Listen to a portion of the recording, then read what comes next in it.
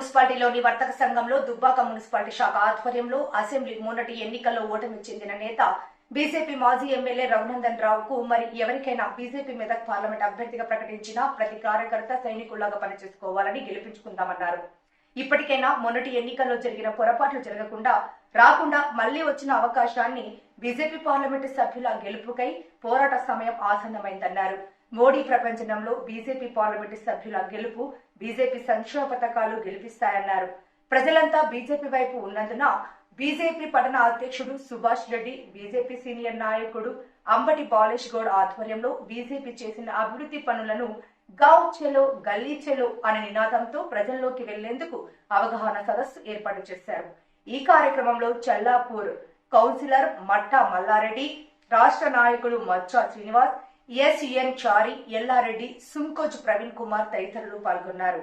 పార్టీకి బలం, ఏ పార్టీకైనా కార్యకర్తలే ముఖ్యం కాబట్టి మనం గ్రామస్థాయి అధ్యక్షులు కావచ్చు, బూత్ అధ్యక్షులు కావచ్చు, మిగతా గ్రామంలో ఉన్నటువంటి నాయకులు ఎవరైతే ఉంటారో వాళ్ళకు చూపిస్తున్న సందర్భంలోనే రాష్ట్ర పార్టీ, జాతీయ పార్టీ పిలుపు మేరకు దుబ్బాక పట్టణంలో గావ్ చలో బస్తీ చలో అనే కార్యక్రమాన్ని నిర్వహించడం జరుగుతుంది.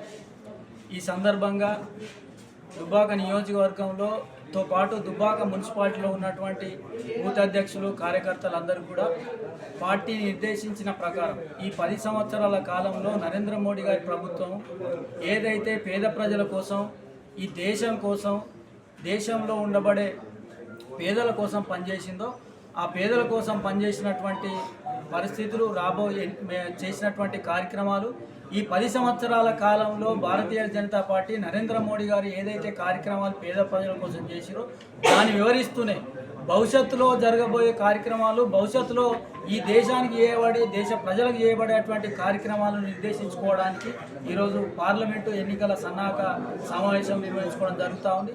ఈరోజు దుబ్బాక నియోజకవర్గంలో మొన్న జరిగినటువంటి ఎన్నికల్లో ఈరోజు డబ్బు, దశకం అన్ని రకాలుగా ఈరోజు చేసి ఈరోజు డబ్బు పెట్టి గెలిచినటువంటి పరిస్థితి ఉంది.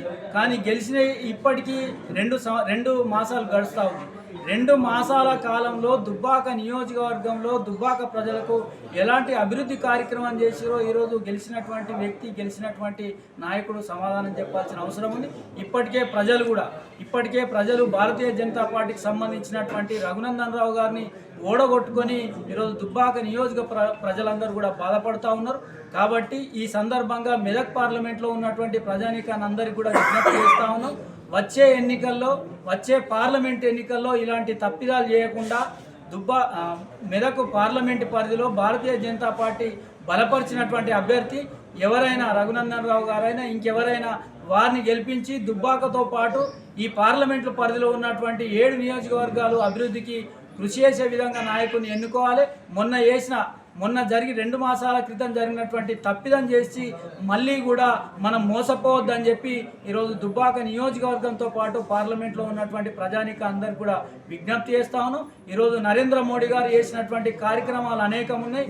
ఈరోజు బేటీ పడావో, బేటీ బచావోతో పాటు అటల్ పెన్షన్ విధానం కావచ్చు, ఇంకా రకరకాలైనటువంటి కార్యక్రమాలు ఈ దేశంలో అట్టడుగునున్నటువంటి ప్రజానికానికి చేరేటువంటి పథకాలు ఈరోజు నరేంద్ర మోడీ గారి ప్రభుత్వం చేస్తూ ఉంది. కాబట్టి మళ్ళీ నరేంద్ర మోడీ గారిని గెలిపించాలి, నరేంద్ర మోడీ గారి ప్రభుత్వాన్ని గెలిపించాలి అని ప్రజలందరూ కూడా ఎదురు చూస్తూ ఉన్నారు. ఆ విధంగానే మెదక్ పార్లమెంట్ పరిధిలో కూడా జాతీయ పార్టీ పిలుపు మేరకు ఈరోజు గావ్ చలో బస్తీ చలో అనే కార్యక్రమాన్ని కేంద్ర నాయకత్వం నిర్దేశించింది. కేంద్రంలో గత 10 సంవత్సరాలుగా అధికారున్నటువంటి భారతీయ జనతా పార్టీ ప్రభుత్వం మరి పేద ప్రజల సంక్షేమం కోసం, గ్రామాల అభివృద్ధి కోసం చేసినటువంటి పనులు, అభివృద్ధి పథకాలని మరి ప్రజలకు వివరిస్తూ మరి రాబోయే 2 నెలల లోపల ఎన్నికలున్నాయి కాబట్టి మనం చేసిన పని ఏంది, మనం చేసిన అభివృద్ధి ఏంది అనేది మరి గ్రామాన ప్రజలకు మరి బస్తీలో వివరిస్తూ మరి కార్యకర్తలంతా పనిచేయాలని చెప్పి జాతీయ పార్టీ నిర్దేశించడం జరిగింది. దానికోసం అందులో భాగంగా ఈరోజు దుబ్బాక మున్సిపాలిటీ సమావేశం ఏర్పాటు జరిగింది.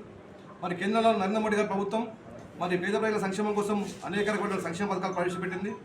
ముఖ్యంగా ఉజ్వల గ్యాస్ యోజన కావచ్చు, అన్నపూర్ణ మన